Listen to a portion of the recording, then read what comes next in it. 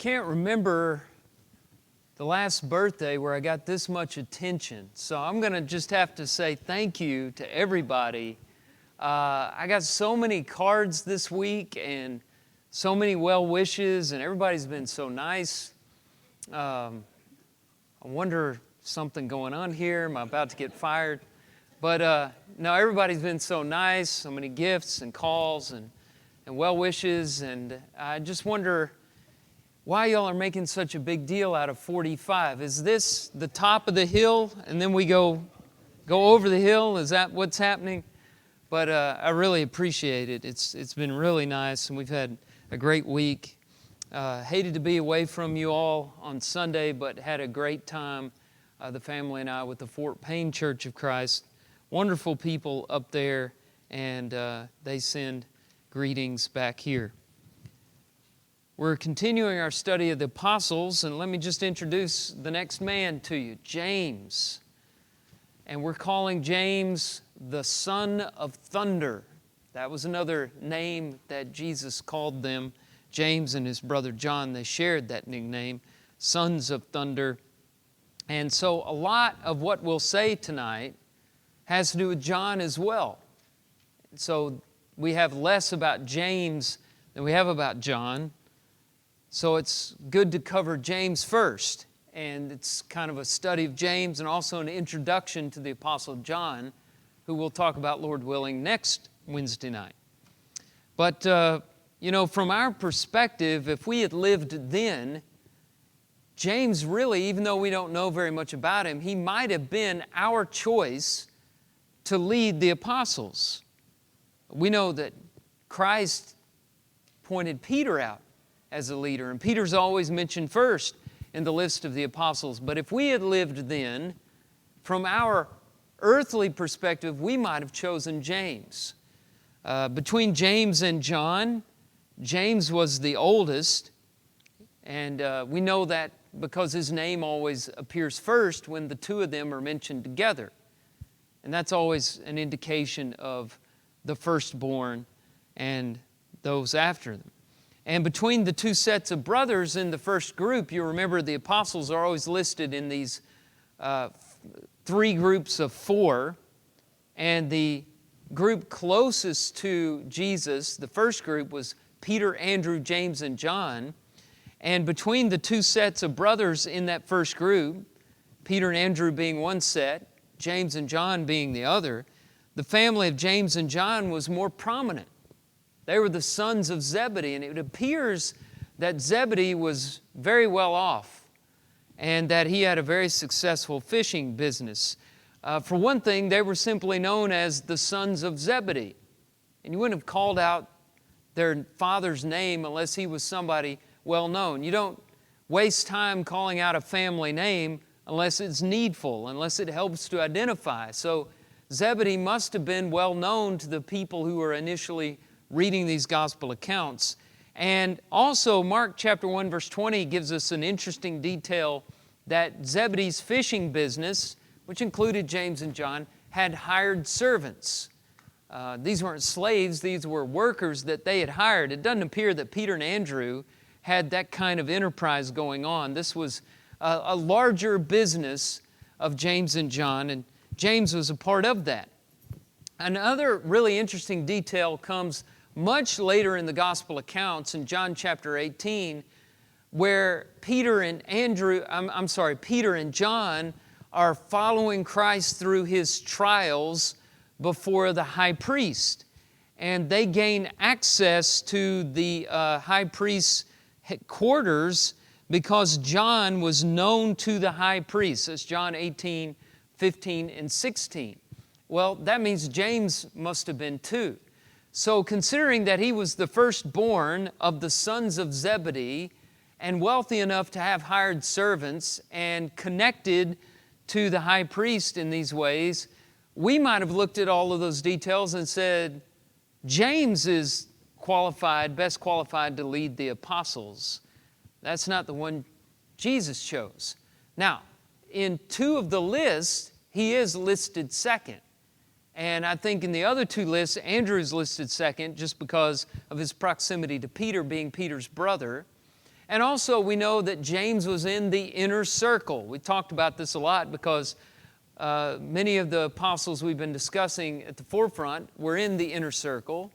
Those are the 3 disciples that Jesus took with him on special occasions: Peter, James, and John. And once again, there aren't many examples of these occasions, but we go through them every time we mention this.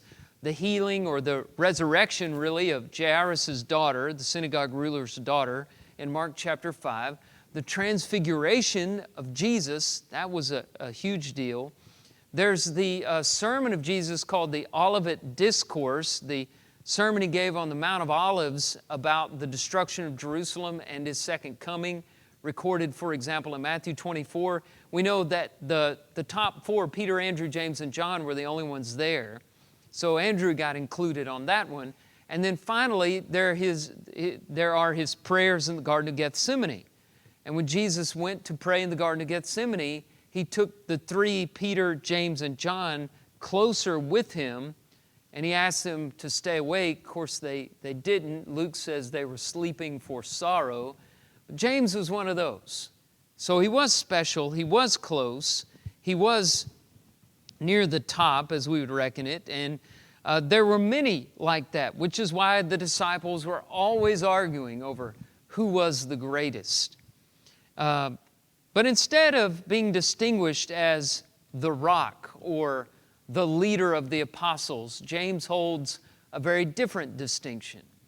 James was the first apostle martyred, the first one killed for his faith, and the only apostle whose death is recorded for us in the Scriptures. We'll talk about it further, but his death is described for us at the hands of Herod Agrippa I in Acts chapter 12, verses 1 through 3. Now let's get to this nickname. Along with his brother John, he was called in Aramaic Boanerges, which means sons of thunder. His dad's name was Zebedee, not thunder, so this was something that Jesus called them to characterize their personality. It's very interesting in John's case because John eventually became the disciple of love. What about James? We're going to look at his evolution as a disciple. But he must have been called that because he had a zealous, thunderous, passionate, fervent personality. And zeal is good, right? I mean, we want to have zeal. The word zeal means bubbling up or boiling. We think of zeal as passion, enthusiasm. A Christian without zeal is like one of the Christians at Laodicea, lukewarm. And we know that's not good because Jesus said to the Christians at Laodicea, I wish that you were cold or hot because you're lukewarm. I will spit you out of my mouth. So lukewarm Christians make Jesus sick. So we need zeal, but it has to be accompanied by knowledge. I'm thinking about Romans 10:2, where Jesus bore a record of the Judaizing Christians or the Jewish people who, not Judaizing Christians, but the Jews who opposed the Christians. He said they have a zeal, but not in accordance with knowledge. So they had a lot of enthusiasm. Maybe you've known people like this before. It's a problem, especially in religion. But people that have a lot of enthusiasm, but they haven't taken the time to step back and dispassionately consider the truth. I think this happens when the passion gets in front of the knowledge. I think unless you can get that knowledge in there first, the passion can be a real problem. It's almost like when you get too excited, you can't really learn anything. Have you ever had to, like you get a new game or something and you're trying to unpack the game and your kids they want to start the game. You say, hold on, let's read the instructions first. We don't even know how to play this thing. I know how to play it, I don't want to play it. Or maybe like a dad who's going to put the play set together without the instructions. You know, I don't have time for that. You're just excited about getting into it, and then you're having to take it back. So you've got to get the knowledge out there in front of the passion, or the passion blocks the knowledge. James had a bit of a problem with that, But at some point, the Lord was able to slow James and John down to teach them so that He could channel that passion and that zeal. We're going to look at two examples of James's zeal as they're described in the New Testament. The first one's going to be from Luke chapter 9, and the second one's going to be from Matthew chapter 20. And so the first example, let's go to Luke 9. And this is when James wanted to call fire from heaven. So what's that story all about? This is a really good story. Let's read it first, and then we'll make some comments about it. Luke 9, starting verse 51. When the days drew near for him, for Jesus, that is, to be taken up, he set his face to go to Jerusalem. And he sent messengers ahead of him who went and entered a village of the Samaritans to make preparations for him. But the people did not receive him because his face was set towards Jerusalem. And when his disciples James and John saw it, they said, Lord, do you want us to tell fire to come down from heaven and consume them? But he turned and rebuked them, and they went on to another village. Okay, so we'll look at that, and I realize that the ESV leaves out a few things that you might have in your translation. We'll discuss some of those as well. But here's what's happening. Jesus is passing through Samaria, headed to Jerusalem for the final Passover. Here's what the map of Palestine in those days looked like. You'll notice Judea in the south. You'll see Samaria in the middle. That's the darker portion on the map. In the north, you have Galilee, where most of the apostles were from, and where Jesus was from. You have the Jordan River, bounding it on the east side, and to the east, you have the Decapolis. I started to say Demopolis. That's a place in Alabama, right? The Decapolis and Perea below the Decapolis. Okay, so that's basic map of ancient Palestine. And the usual journey from Galilee to Jerusalem, or the other way around, would bypass Samaria.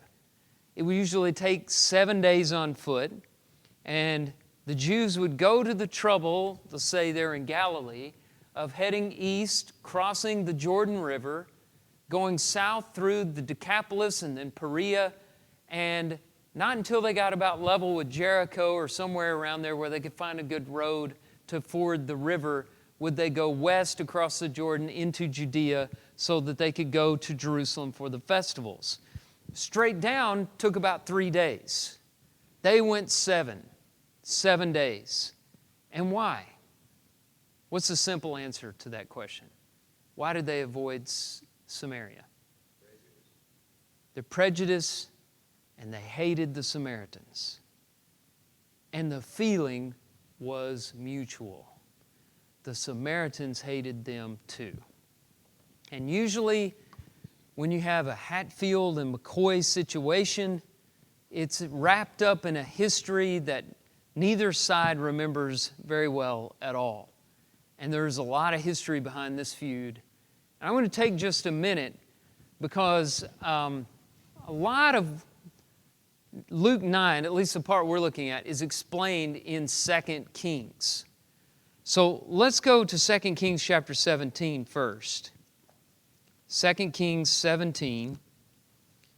And we get the history of Samaria. Now, there are two basic problems that the Jews had with the Samaritans. And the first have to do with ethnicity or race. The Jews regarded the Samaritans as a hybrid race or an inferior race. That's just the way they looked at it. And it was racism going both ways. And this had to do with the fact that Assyria came in 722 BC and destroyed the northern kingdom of Israel, the capital city of which was Samaria.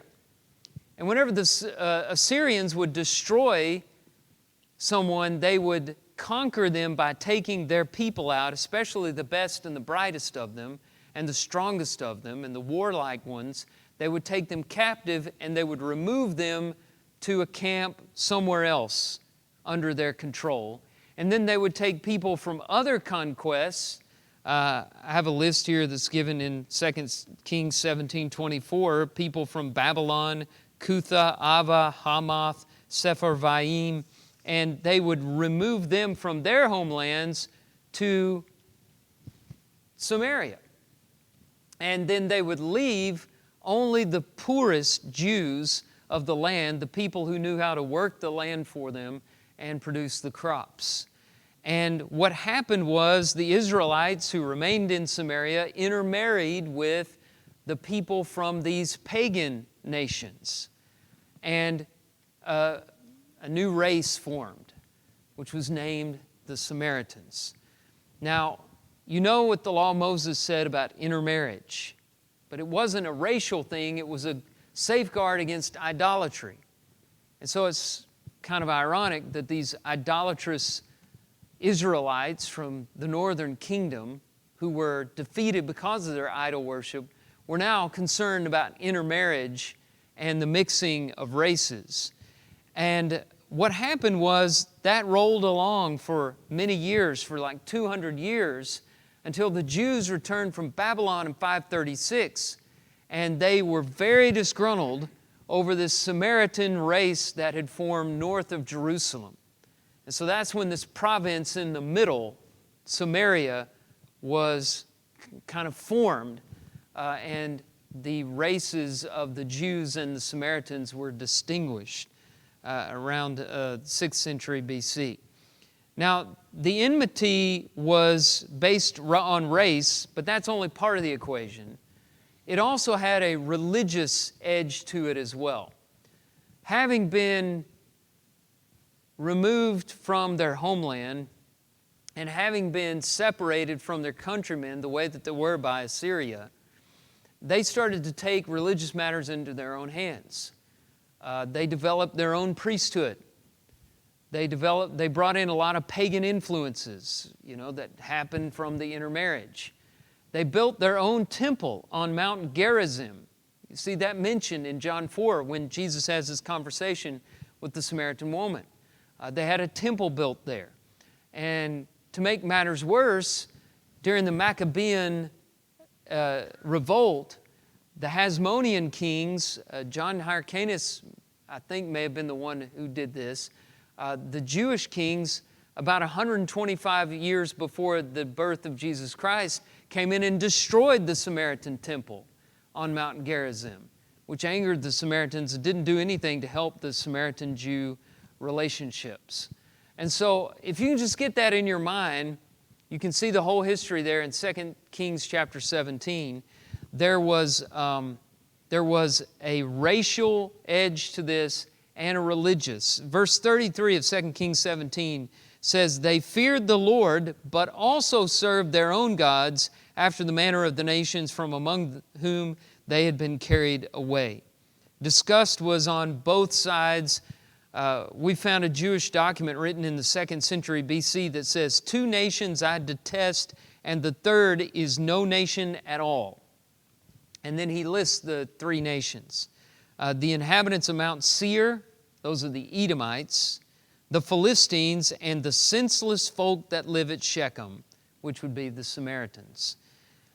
So, you get the picture, you get the background. Now let's go back to Luke chapter 9. Jesus is purposely passing through Samaria. Now he did this with the Samaritan woman and astonished his disciples, but he knew she was there and he wanted to have a talk with her, which led to the conversion of her and her whole village, it seems like.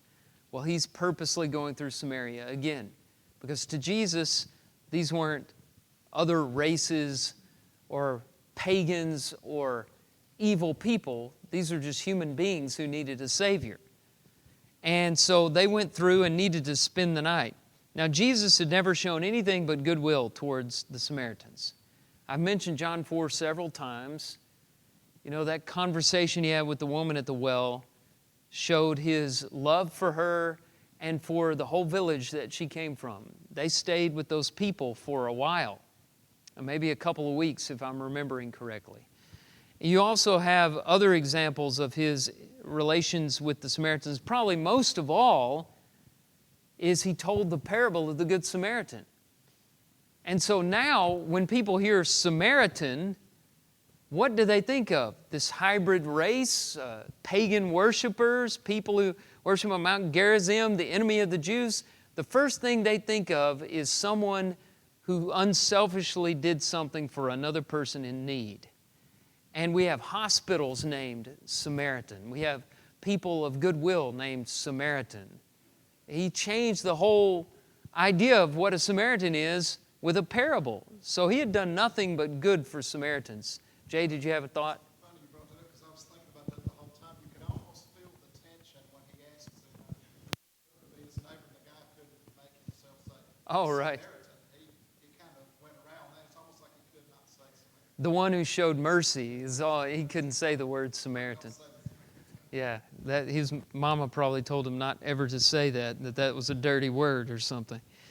So Jesus had done nothing but kind things for the Samaritans, and they returned his kindness with contempt. He and the disciples needed somewhere to stay. It was getting late. When they tried to make arrangements to stay in a village of the Samaritans, they were not allowed. They were not received. They were not welcomed. They were told to go on their way. And so verse 54 tells us that when James and John saw it, they said, "Lord, do you want us to tell fire to come down from heaven and consume them?" Now, when you're reading this, you got to be thinking, where in the world did that come from? I mean, really? These are apostles, and not only apostles, this is James and John, and their first thought is, fire from heaven, consume the people? I mean, during Jesus' ministry, Jesus never went, wham, hit somebody with fire. People disagreed with him all the time. They never saw Jesus doing that. So you got to be looking at this and thinking, where did they get it? But that's why we got to go to 2 Kings. Now, some manuscripts, if you look at the footnote in your Bible or just look in the text of your Bible, some manuscripts have them completing the sentence like this: "Lord, do you want us to tell fire to come down from heaven and consume them as Elijah did?" And we don't know if they really said those last three words, but we can pretty much know with certainty that Elijah's where they got the idea from. And if you don't know the story already, when you hear the story, you'll agree. Go over to 2 Kings chapter 1. 2 Kings chapter 1. This takes place in the northern kingdom, in the city of Samaria. So there's your first connection. We're back hundreds of years before this in the same location with the ancestors, you might say, of the people they're dealing with there in Luke 9. And Ahab had been king, and through the influence of his Phoenician wife, Jezebel, he had turned Samaria into a center for Baal worship. Now Ahab is gone, Jezebel still lives, but Ahab's son, Ahaziah, was in charge in the northern kingdom. And Ahaziah was in his palace and fell through the lattice work and hurt himself. And so he called messengers and dispatched them out to a prophet of Beelzebub. Now, Beelzebub, we think the devil immediately, but Beelzebub was like a false god of Phoenicia. The word in Phoenician literally means Lord of the Flies, which makes you think of a book that your teacher made you read in high school, but it doesn't have anything to do with that either. Flies were very prominent in Phoenicia. And so they believed that all natural influences had a god behind them, and the flies were the most powerful natural influence in Phoenicia, down there on the coast and low-lying territories. And so Beelzebub, Lord of the Flies, was one of the principal deities. They believed he had a lot of control over their lives. Just think of him as a false god. Well, Ahaziah, this Israelite king, is sending messengers out to inquire of Beelzebub, who would later become synonymous with the devil by New Testament times. This is terrible, right? He's supposed to be the ruler of God's people. He's inquiring of Beelzebub. And so Elijah, sensing this or being told this by God, he meets these messengers before they get to the prophets of Beelzebub. And he asks them, according to 2 Kings chapter 1, verses 3 and 4, is it because there's no God in Israel that you're going to inquire of Beelzebub, the god of Ekron? Now, therefore, thus says the Lord, you shall not come down from the bed to which you have gone up, but you shall surely die. That's the message to Ahaziah. And so, whenever these messengers go back to Ahaziah to give him Elijah's prophecy, he's mad because these kings, they look at prophets as they're supposed to be yes men. You know, Ahab had the same attitude towards Micaiah. And there's a story in 1 Kings 22 where Jehoshaphat and Ahab are talking, and they inquire all these prophets, and Jehoshaphat's just listening to these yes men. And he says, is there not somebody else we can ask? And Ahab said, well, there's Micaiah, but he's always saying things against me. So why call him? Well, this is the attitude that his son had. And Ahaziah responds by sending a captain of 50 with his 50 to one man who's sitting on top of a hill. He couldn't be more defenseless. So basically, this Israelite king is sending an army to kill a prophet of God who's defenseless and sitting on top of a hill. Elijah's not worried. He's just sitting up on top of a hill. And so the captain says, man of God, come down. And Elijah says, and I paraphrase here, but he says something like, if I'm a man of God, may fire come down from heaven and consume you and your 50 men. And then, whoa, the fire comes down, consumes them all. Now, you're Ahaziah and you hear this story, what would you do? What he does is he gets 50 more men and does the same thing again. The definition of insanity, it makes me think of that, doing the same thing over and over again, expecting different results. He sends out a captain of 50 with his 50, and this captain says the same thing. Man of God, come down. Elijah says, if I'm a man of God, may fire come down from heaven and consume you and your 50 men, and gone. Now, if you're a king, and this happened twice, what would you do? Well, here's what Ahaziah did. He sent out a third group. He sends out a third captain, but this captain, he doesn't want to be burned alive. So he says, please don't consume me. Please come with me. And Elijah consents. And he goes with him and delivers the message of doom to Ahaziah, which was fulfilled. And Ahaziah died, and Israel knew that there was a prophet of the Lord in Israel, and Beelzebub couldn't deliver them, but only the true and living God. So maybe now you understand where James and John got this idea, because they're basically asking the Lord in Samaria if he would like for them to do the exact same thing Elijah did hundreds of years before. The only problem was they weren't Elijah, and these were different times. Jesus did not come on a mission of judgment and destruction, because as he says in John 3:17, the world's already condemned.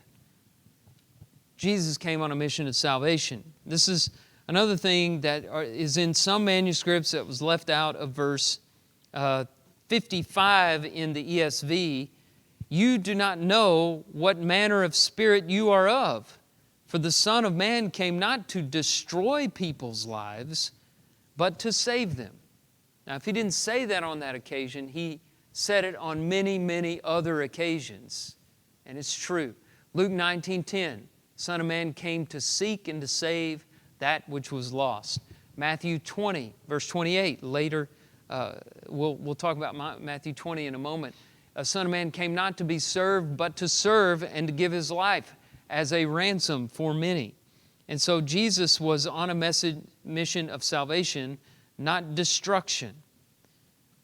On that occasion, He taught James that loving kindness and mercy are virtues to be cultivated just as much as righteous indignation and zeal. You need both. Behold the kindness and the severity of God.